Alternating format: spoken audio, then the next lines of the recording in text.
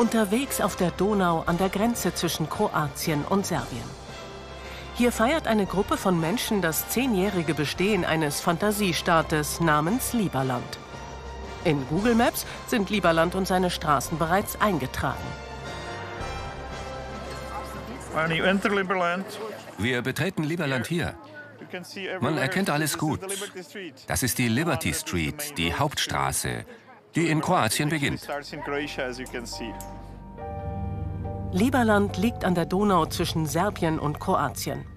Es ist ein 7 Quadratkilometer großes Waldstück mit einer vorgelagerten Insel, das die Lieberländer kurzerhand zu ihrem Staatsgebiet erklärt haben.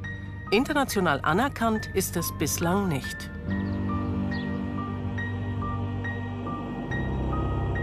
Sie schwört trotzdem drauf.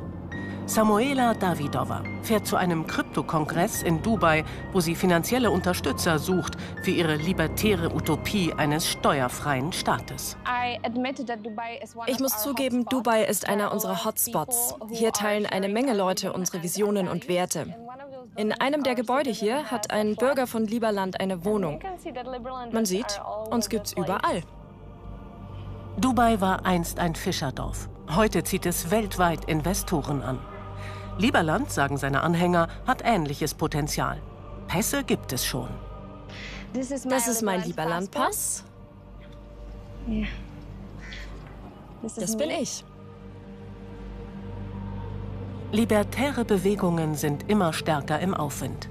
Sie gründen Privatstädte und Mikronationen, inspiriert von Sonderwirtschaftszonen wie in Dubai mit kaum staatlicher Regulierung. Hochattraktiv für Konzerne und Start-ups, die Abgaben möglichst vermeiden wollen. Doch die Lieberländer sind überzeugt davon, ihren Anhängern Freiheit und Wohlstand zu bringen.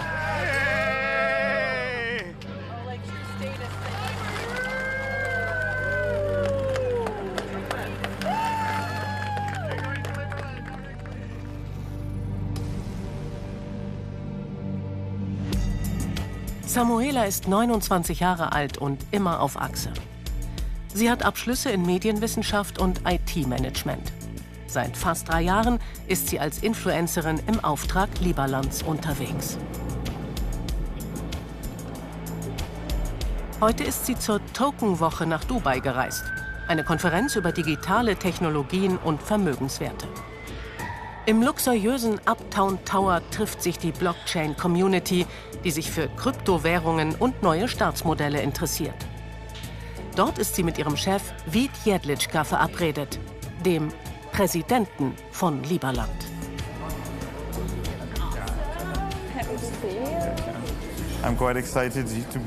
Ich freue mich sehr, hier zu sein und neue Kontakte in diesem wachsenden Ökosystem zu knüpfen. Eine echte Finanzrevolution ist im Gange.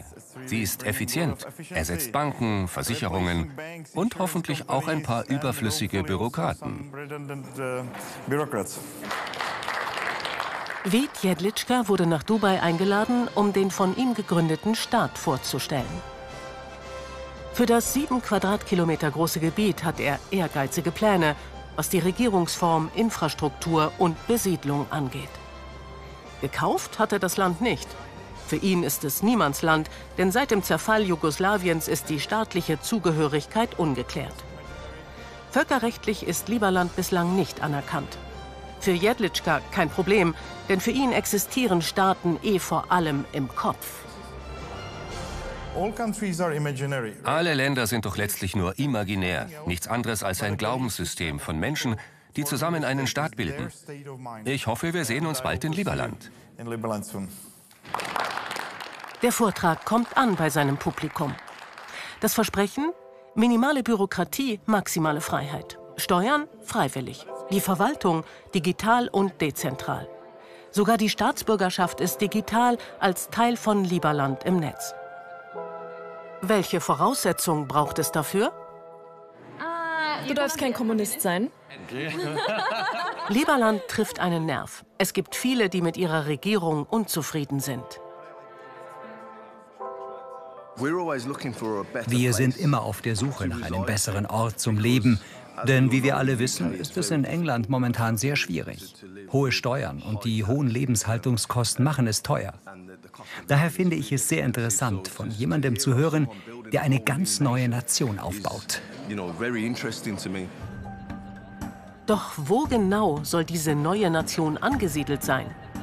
Da Kroatien offiziell den Staat nicht anerkennt und den Zugang verweigert, mussten die Libaländer ausweichen. Das sogenannte Diaspora-Dorf Ark Village Lieberland liegt 3 Kilometer Luftlinie vom eigentlichen Lieberland entfernt, auf serbischem Hoheitsgebiet. Es ist ein privatwirtschaftlich geführtes Ferienressort, dient aber symbolisch und praktisch als Lieberlands Außenposten.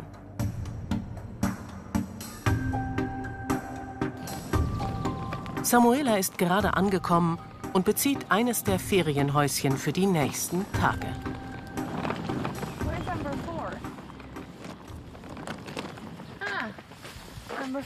Nummer 4. Mein neues Zuhause. Auf in den realen Teil meines Lebens. Für gewöhnlich reist sie um die Welt. Vor Dubai war sie in Hongkong, Vietnam, Bali und Japan. Ihren Wohnsitz hat sie im steuergünstigen Georgien. Doch an diesem Wochenende wird das 10-jährige Jubiläum der Staatsgründung von Lieberland gefeiert. Jetzt wird's chaotisch. Das ist Mr. Cat. Ich stamme aus Tschechien, Mr. Cat aus Dubai. Mir ist die Tschechische Republik zu bürokratisch. Im Vergleich dazu gefällt mir Lieberland mit seiner minimalen Regierung besser. Auch Georgien hat sehr wenig Bürokratie. Das war ein Grund, warum ich dort lebe. Ich zahle dort ganz legal nur 1% Steuern. In Lieberland wäre es eine freiwillige Steuer. Noch besser. Der Umgang in Lieberland ist zwanglos. Samuela wird vom Innenminister persönlich begrüßt. Ivan Pernar, ein umstrittener kroatischer Politiker, war früher eher linksalternativ. Dann hat er sich immer weiter nach rechts bewegt.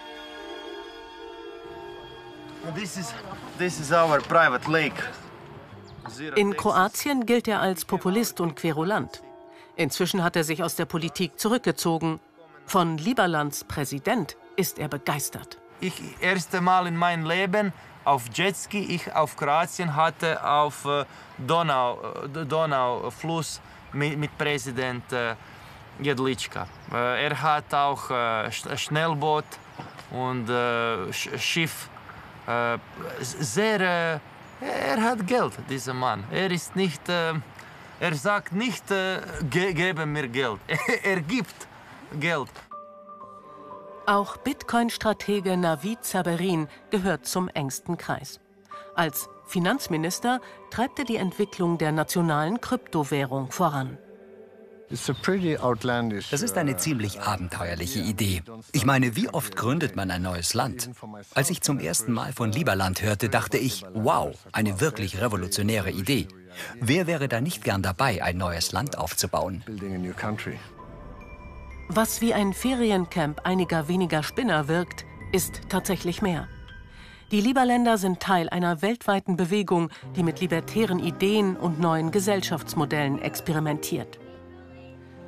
Auch den Amerikaner Tom Waltz hat diese Vision fasziniert. Der langjährige libertäre Aktivist ist aus Florida angereist. Er ist der Außenminister von Lieberland. Ich arbeitete in den 1990er Jahren im Büro der US-Botschaft in der Berliner Außenstelle.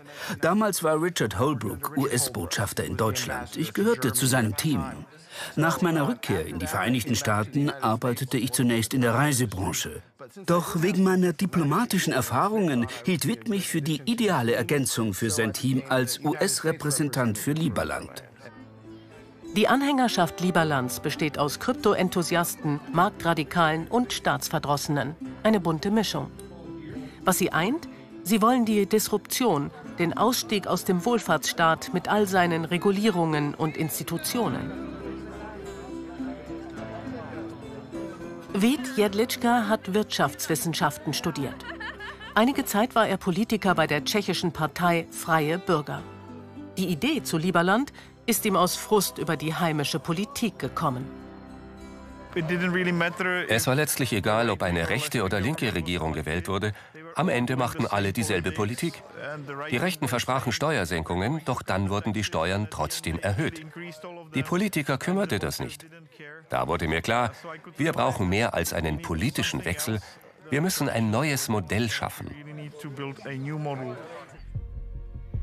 Ein deregulierter Staat mit einer entfesselten Marktwirtschaft soll Lieberland werden. Wie stehen seine Anhänger zur Demokratie?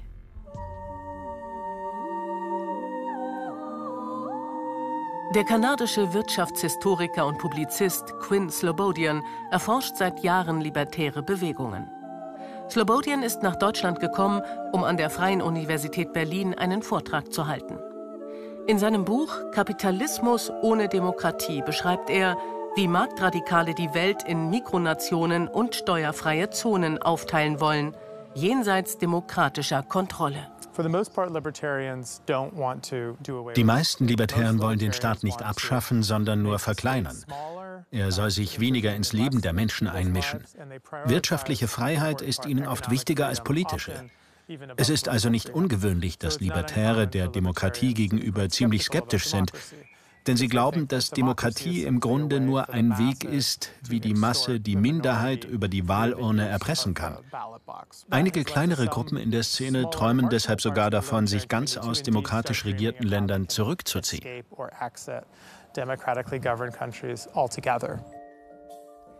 Tatsächlich hat auch in Deutschland die Zufriedenheit mit der Demokratie deutlich abgenommen.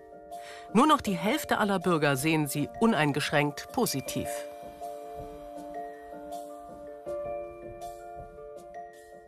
Ein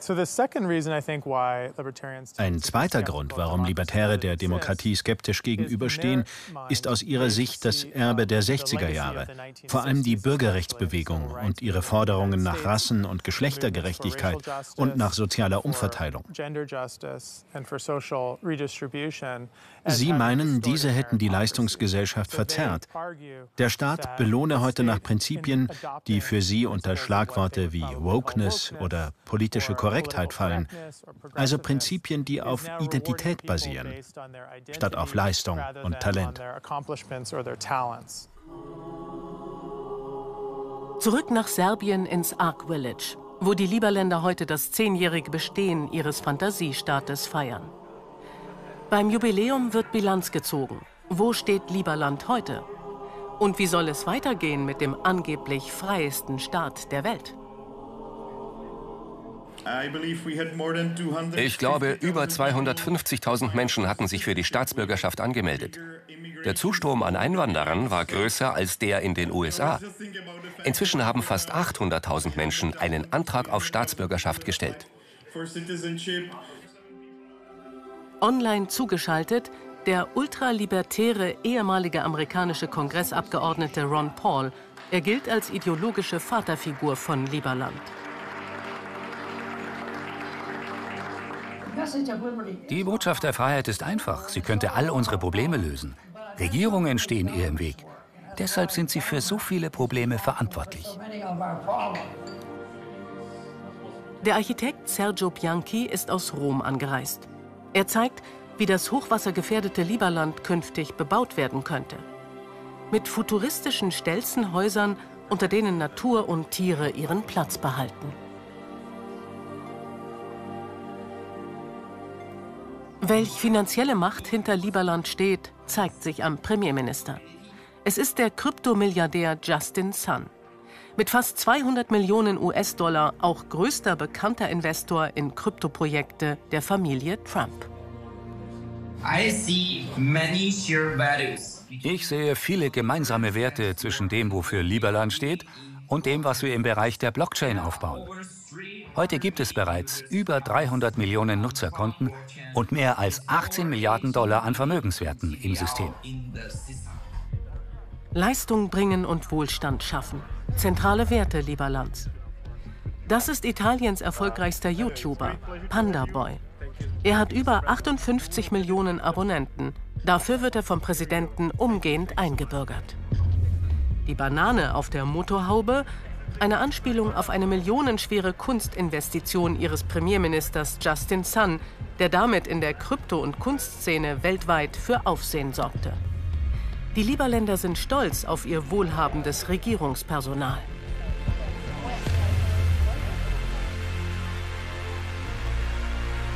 Justin Sun hat gegeben $7 Millionen für ein Banane mit Stick auf. Diese Politiker wir mochten, welche sind nicht Sozialparasiten, welche geben zu Leuten und nicht nur nehmen. Das ist, weil ich bin für Liberland. Das politische Spektrum ist breit. Rechtspopulisten treffen auf freiheitsliebende Aussteiger. Viele interessieren sich für den Liberland-Pass, sowie den von Samuela. Die Devise Liberland First, in Anlehnung an America First. Als Liberland gegründet wurde, waren viele sehr skeptisch. So nach dem Motto, ach, das ist nur eine Show, das gibt es einen Tag oder zwei, vielleicht ein Jahr. Aber besonders in Investorenkreisen kann ich beobachten, wie die Menschen zu Liberland Vertrauen entwickeln. Liberlands Flagge hat Vít Jedlička entworfen. Es gibt auch schon eine Hymne, die hat der Komponist Vahan Bauer komponiert. Glaubt er an die Anerkennung des Staats? Ich hoffe es. Ich glaube, es wird besser. Wirklich? Ja, mit Liebe und Musik können wir diese Welt heilen.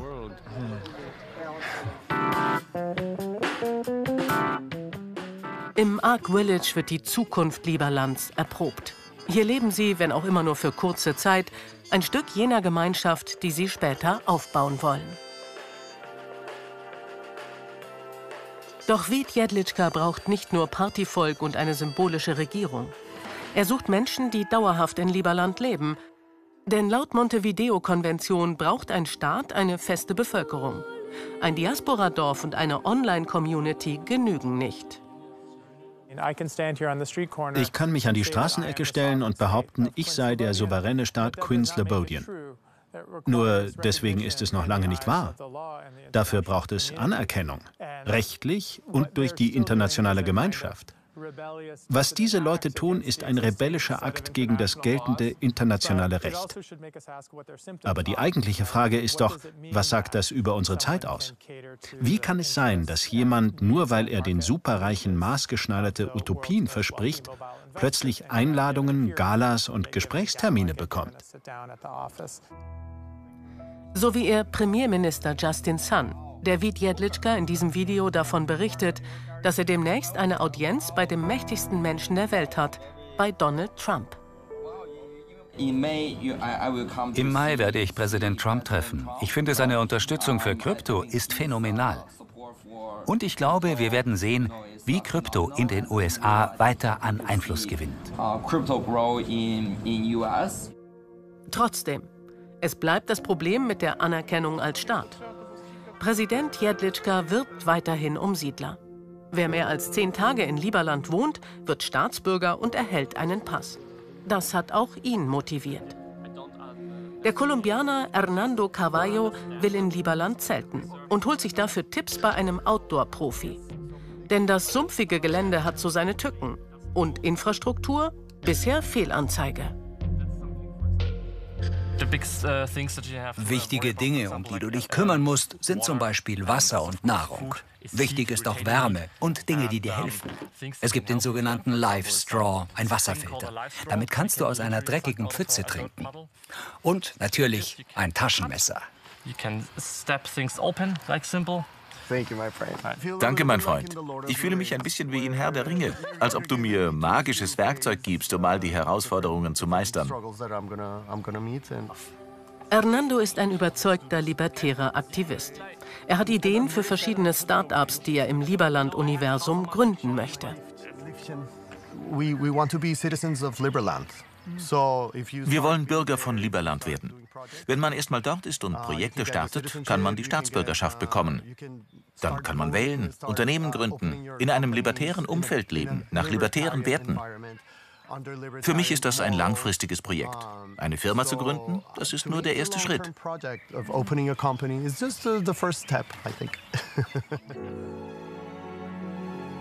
Hernandos Reise nach Liberland beginnt. Von Serbien aus gibt es keinen direkten Zugang. Daher bringen ihn Bekannte nach Kroatien. Hernando will ein Videotagebuch führen und uns Aufnahmen daraus schicken.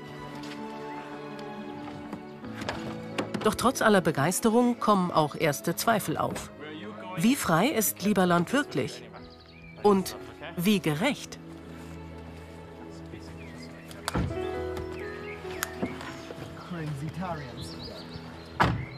Das ist extrem viel Government oder Regierung für ein Land, wo eigentlich wenig Regierung haben will. Und da scheiden sich oftmals dann die Geister. Da fängt es dann am Abend an zu diskutieren. Brauchen wir das? Wollen wir das? Sind es dann die Anzugträger? Kommen die auch nach Liberland? Schlafen die dort? Wie beispielsweise jetzt mein Kamerad drüben, der jetzt einfach quasi sich jetzt entscheidet, eine Woche lang eigentlich im Dreck zu schlafen, um eigentlich für die Sache einzustehen. Während die Siedler sich auf den Weg nach Liberland machen, um dort im sumpfigen Gelände zu übernachten, bewegen andere sich gerne auf gesellschaftlichem Parkett im Nahen Osten. Ein Highlight? Der Crypto Polo Cup in Dubai. Vid Jedlicka ist gerade eingetroffen. $1.000 kostet das Ticket. Es ist ein exklusives Netzwerktreffen, bei dem alte Finanzeliten auf die neue Kryptoprominenz treffen.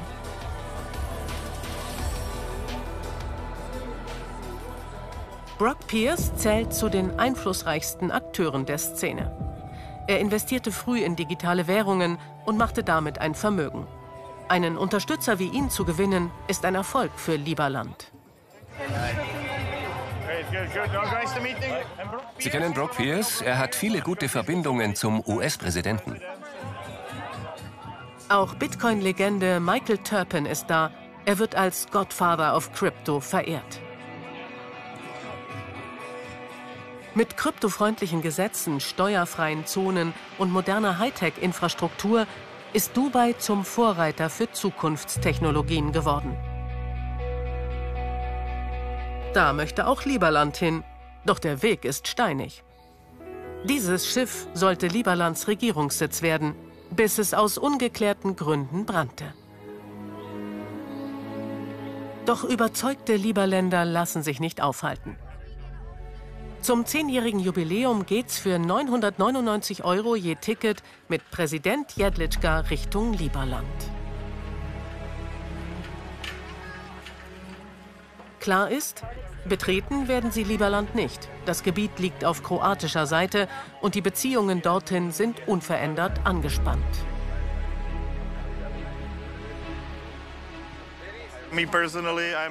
Ich persönlich bin in Kroatien nicht so willkommen wie viele andere Liberländer. Aber ich glaube, das ist ein vorübergehendes Missverständnis. Eine optimistische Auslegung der Tatsache, dass er verhaftet würde, sollte er Liberland betreten. Kroatien hat ihm die Einreise verboten. Die Staatsgründung gilt als Verletzung der territorialen Integrität. Was macht Liberland dennoch für viele so attraktiv? Es ist eine Meritokratie. Das Mitspracherecht muss man sich erst verdienen. Sie empfinden das als gerechter als den Wohlfahrtsstaat. Ich denke, es ist eine Abstimmung, weil es über die Blockchain läuft. Man hat eine bestimmte Anzahl an Stimmen, genau weiß ich auch nicht. Aber ich denke, wie viele Stimmen man hat, hängt davon ab, wie viele Merits man besitzt. Merits sind die Währung von Liberland. Aber man kann sie auch verdienen, indem man Zeit und Energie investiert. Alle, die etwas beitragen, mit Geld, Schweiß oder Tränen, sollten eine Stimme haben. In Liberland gilt, wer mehr investiert, sei es Geld, Zeit oder andere Leistungen, soll auch mehr mitbestimmen dürfen. Dass Menschen mit weniger Ressourcen so kaum Gehör finden, wird nicht hinterfragt. Für sie sind das Menschen, die nichts leisten, die nichts zur Gesellschaft beitragen und trotzdem belohnt werden, einfach nur, weil sie Bürger sind. Das sehen sie als Zeichen von persönlicher Unterdrückung, von wirtschaftlicher Ineffizienz und mangelndem Wohlstand. Mikrostaaten, Start-up-Städte, künstliche Inseln im Pazifik oder der Karibik, darauf projizieren sie ihre Utopie einer idealen Welt, ohne Demokratie. Auch das Internet bietet ihnen diese Möglichkeit. Bitcoin steht für diese Idee. Geld ohne Zentralbank, ohne Treuhand, ohne die Möglichkeit, es einfach zu drucken. Kryptowährungen und libertäre Visionen. Jürgen Geuter, Berliner Informatiker, Philosoph und Blogger, berät den Bundestag zu den Folgen digitaler Technologien. Er hat sich mit alternativen Staatsprojekten wie Lieberland auseinandergesetzt und sieht sie kritisch. Für Geuter sind Wohlfahrtsstaat und Demokratie zwar anstrengend, aber schützenswert. Eigentlich hat man als Mensch in einer Demokratie einfach Stimmrecht. Und ein Mensch hat eine Stimme. Und alle haben die gleichen Rechte. Das ist uns wichtig, weil es sonst eben die bevorteilt, die sehr, sehr viel Geld haben oder sehr, sehr viele Ressourcen haben. Und sie dann halt den Staat oder das Konstrukt nach ihren Bedürfnissen steuern dürfen. Und die Leute, die das halt eben nicht haben, sind dann am Ende noch extremer abhängig, als sie das vielleicht sowieso schon sind. Deshalb ist Meritokratie so attraktiv, dass vielleicht auf den ersten Blick für einige Leute klingt. So, ja stimmt, wer viel tut, der soll auch viel mitreden können.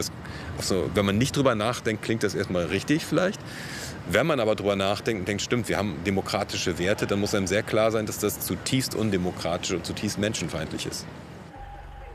Das sehen Lieberländer naturgemäß anders. Sie sind davon überzeugt, ihr libertärer Staat würde allen, auch Serbien und Kroatien, nur Wohlstand bringen.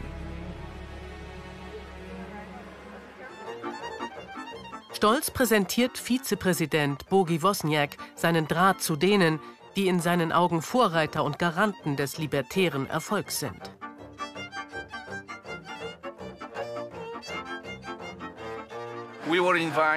Wir waren zur Amtseinführung von Mr. Trump als 49. Präsidenten der Vereinigten Staaten eingeladen.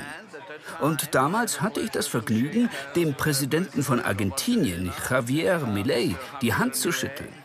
Sehen Sie, der Bezug zur US-Regierung und Präsident Trump besteht darin, dass er Krypto befürwortet. Die Lieberland-Hymne erklingt. Argwöhnisch von der Grenzpolizei beobachtet, erreicht die Bootsfahrt ihren Höhepunkt. Präsident und First Lady strahlen. Zeit, die Tauben freizulassen, in der Hoffnung, dass ihr Traumstaat allen Hindernissen zum Trotz Wirklichkeit wird.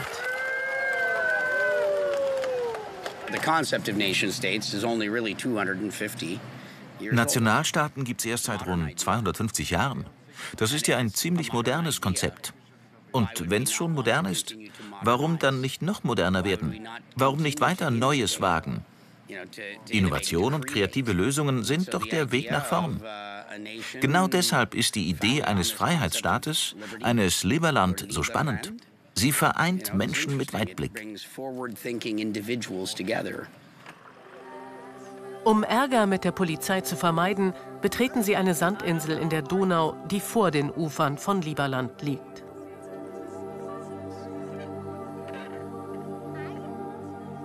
Freiheit. Wie sehen die Einheimischen ihre neuen rebellisch-libertären Nachbarn? Schon einmal zog es Siedler auf der Suche nach Freiheit in diese Gegend. Die sogenannten Donauschwaben. Zur Zeit der Habsburger wurden sie gezielt angeworben. Sie kamen, um der Leibeigenschaft zu entrinnen. Boris Masic ist einer ihrer Nachfahren. Alle Leute, die man geworben hat, dass sie hierher kommen, haben zuerst die Freiheit bekommen. Sie haben gleich hier am Ufer ein Hausmaterial fürs Haus bekommen. Sie mussten 6 Jahre nicht ins Militär. Sie haben 6 Jahre keine Steuer bezahlt. Das waren sehr gute Bedingungen für die Leute, die hier gekommen sind. Mit der Hoffnung auf ein besseres Leben lockte man damals die Donauschwaben gezielt in die Region. Doch statt eines Paradieses erwarteten sie Sümpfe, die sie unter härtesten Bedingungen urbar machen mussten. Es hieß, der ersten Generation brachte es den Tod, der zweiten die Not, erst der dritten das Brot. Zwar wurden sie zu freien Bauern, blieben aber selbstverständlich Untertanen der Habsburger Monarchie. Und heute? Boris Masic sieht den Staat Lieberland kritisch. Für ihn ist dort kein Niemandsland, sondern ein Ort mit Geschichte. Im Städtchen Apatin hat er ein Museum eingerichtet, in dem er die Vergangenheit der Region archiviert.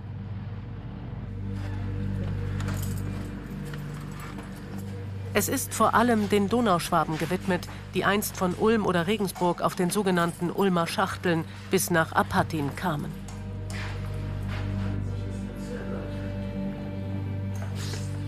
Boris Masic sucht nach einer Karte, die den Grenzverlauf zwischen Serbien und Kroatien erklärt. Noch vor 30 Jahren tobte hier ein blutiger Krieg. Bis heute ist die Lage angespannt. Wo genau liegt Lieberland an dieser Grenze? Da kann man auch diesen Teil von Lieberland sehen, genau. Die Donau geht so und die Grenze geht so. Und da ist dieser Teil, wo die Grenze auf der kroatischen Seite ist. Und das ist diese Insel, die sehr so problematisch ist. Die nutzen nur aus, dass sich diese beiden Länder streiten, die nutzen es nur gut aus. Und ja, wenn das uns etwas Gutes bringt, dann in Ordnung, aber ja, das muss man erwarten, was in der Zukunft da sich noch abspielt. Sie haben gesehen, wie sich die kroatische Polizei benutzt. Sie beobachten das sehr aufmerksam. Und Serbien? Die Serbien beobachtet das natürlich auch. Aber bis das nicht große Probleme bringt, wird das toleriert. Aber es ist Frage noch, wie lange.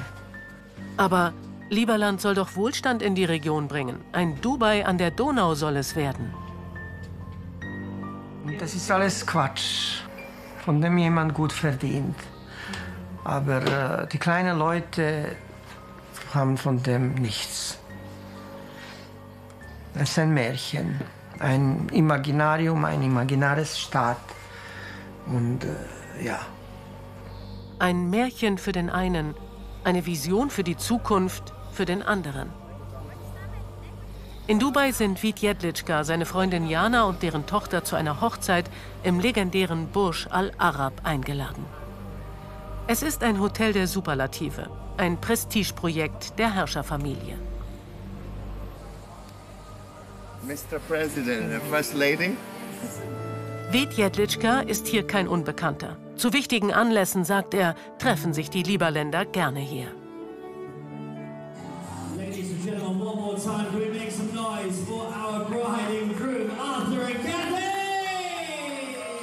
Der Bräutigam, Arthur Jakubowski, nennt sich Botschafter von Lieberland. Wenn das Burj Al Arab quasi das Stammhotel der Lieberländer ist, woher kommt das ganze Geld? Es stammt von Menschen, die es selbst verdient haben und die das Konzept von Lieberland schätzen. Arthur leitet einen der größten Krypto-Hedgefonds des Planeten. Der Hedgefonds richtet sich an sehr vermögende Privatpersonen oder Family Offices. Doch die Schweizer Aufsicht warnt, der Fonds ist nicht registriert, unterliegt also keiner anerkannten Kontrolle. Diese 10 Jahre waren die glücklichsten meines Lebens. Ich erwähle dich als meine geliebte Cinderella. Der gebürtige Kanadier Arthur Jakubowski weiß die finanziellen Spielräume der globalisierten Welt zu nutzen. Er lebt im steuerfreundlichen Dubai. Sein Investmentfonds ist auf den Kaiman-Inseln gemeldet. Während man in Dubai tanzt, haben die Siedler im fernen Lieberland ein Videotagebuch geführt. Leute, wir brechen jetzt auf nach Lieberland.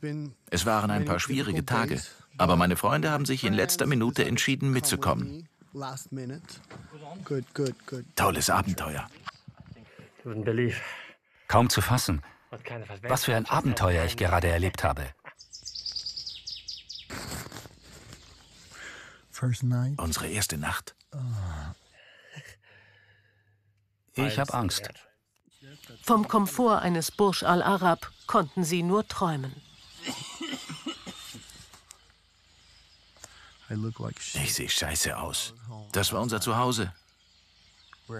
Es hat nicht geregnet oder so. Keine Wildschweine. Dafür kroatische Polizisten, vor denen sie sich versteckten.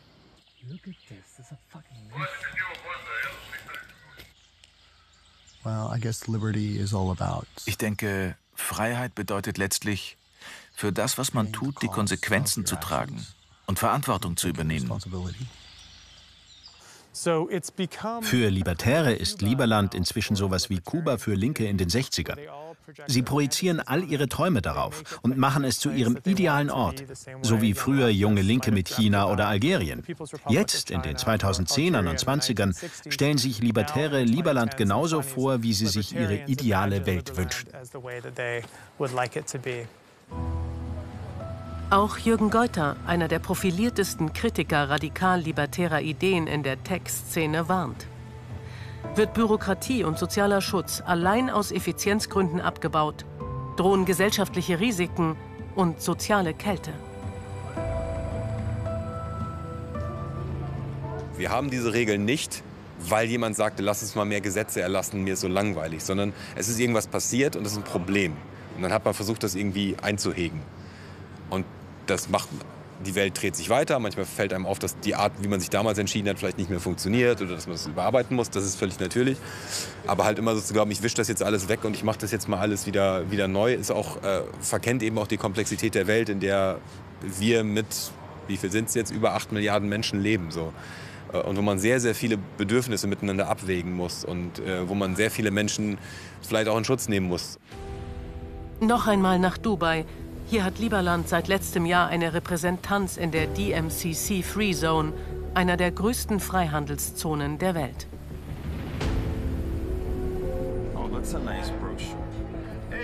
Anlässlich des 10-jährigen Jubiläums gibt es einen Empfang. Der Eintritt ist umsonst.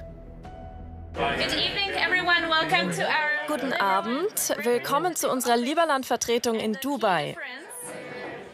Beim Empfang kann man erleben, was es bedeutet, einen Staat wie eine Firma zu führen. Vít Jedlička und sein Botschafter Arthur Jakubowski sind auf der Suche nach Investoren. Sie waren an dem interessiert, was wir in Apatin machen.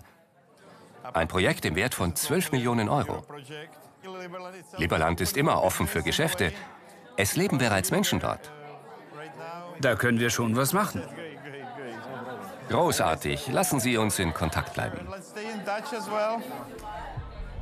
Das Publikum ist unterschiedlich, wie auch die Bewohner Dubais. Während die einen im Luxus schwelgen, leben viele Arbeitsmigranten unter schwierigen Bedingungen, mit kaum Rechten und wenig Schutz. In wie viele Länder Europas kann man mit dem Pass reisen? Also, der Pass ermöglicht uns zu reisen. Aber der Punkt ist, es geht um mehr als nur ums Reisen. Dieser Pass ist ein Dokument, das einem Zugang zu allen Vorteilen eines Landes verschafft, das als das Singapur Europas gilt. 1965 war der Pass von Singapur nichts wert. Das Land war kaum mehr als ein von Mücken geplagtes Dorf. Und heute gehört der singapurische Pass zu den stärksten der Welt. Was kostet es, den Pass zu bekommen und die Staatsbürgerschaft zu erlangen? Er kostet $10.000 für Einzelpersonen oder 20.000 pro Familie. Dass der Pass vor allem symbolischen Wert hat und international nicht anerkannt ist, wird im Verkaufsgespräch nicht klar gesagt. Khurram Parvez ist in Dubai geboren, doch als Sohn ausländischer Eltern braucht er ein Visum, das alle 2 Jahre verlängert werden muss. Jetzt will er weg.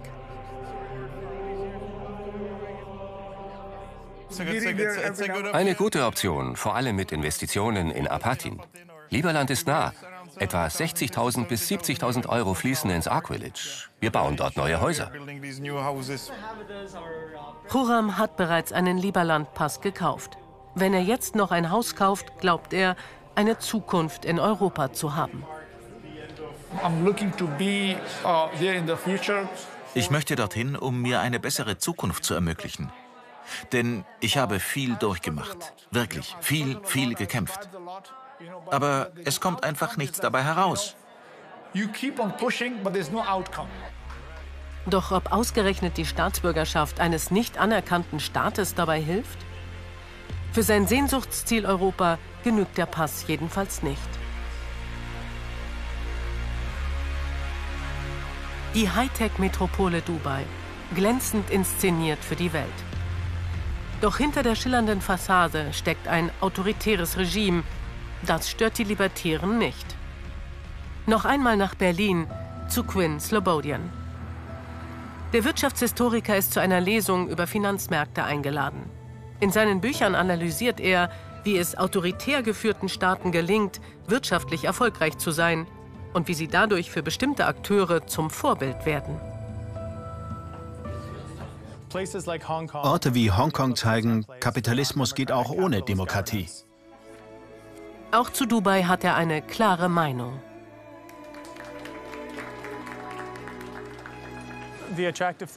Das Interessante an Dubai ist, dass es ein Modell für Techno-Diktaturen liefert. Es gibt keine Auslieferungsabkommen. Wer wegen eines Verbrechens gesucht wird, findet dort leicht Zuflucht. Es gibt kaum Steuern, super Transportwege und es ist ein Ort für diskrete Offshore-Geschäfte. Egal ob mit einer Briefkastenfirma in der Jabal Ali Freihandelszone oder mit einer seriöseren Firma im Dubai International Financial Center.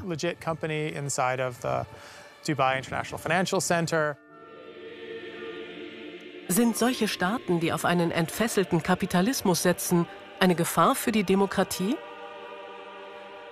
Wenn er nicht auf Reisen ist, lebt Vít Jedlička, der Präsident von Liberland, in Prag.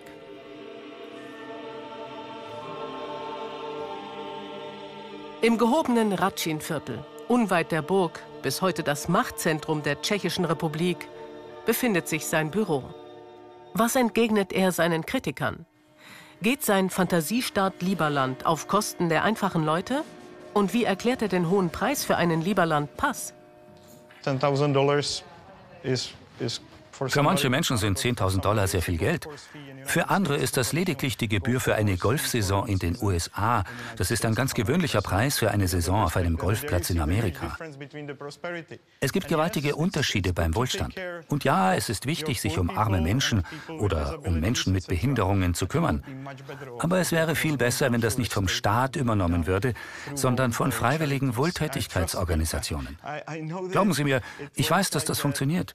In wohlhabenden, freien Ländern kümmern sich die Menschen tatsächlich um die Bedürftigen, ganz freiwillig. Noch hat sich das libertäre Projekt Liberland nicht in der Realität beweisen müssen. Es bleibt abzuwarten, ob die Versprechungen eines freieren und besseren Lebens in Erfüllung gehen. Auf dem sumpfigen Niemandsland zwischen Kroatien und Serbien siedeln immer noch Hernando und seine Freunde für ihren Traumstaat und hoffen, dass sie am Ende für ihre Strapazen belohnt werden.